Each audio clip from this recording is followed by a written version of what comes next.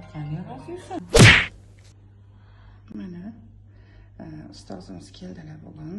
Xalotni o'sha yuzlardagi ozgina toshmalari yoshlarga nisbatan, yoshingizga nisbatan juda ham yaxshi yuzingiz. O'ziga kelganda so'rang shuni. Qanaqa ukol hech narsa qilmaydigan odam uchun menimcha eng to'g'risi shu bo'lsa kerak.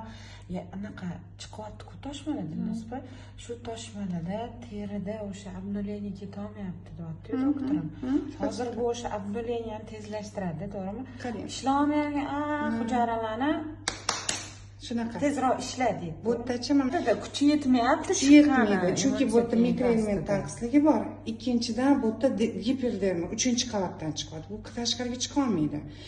Ham ustki qismida o'lik teri qalin. Chunki qalin yuzda o'lik teri ham qalin bo'ladi. Xudo xolasa bu o'lik terini bir qavatdan bir suv olib, keyin o'sha pastki 3-qavat giperdermani aktivatsiya qiladimi, ishlaydi. Aktivatsiya qiladi ham bu yerda hujayralarga uklon bergani uchun hujayralarni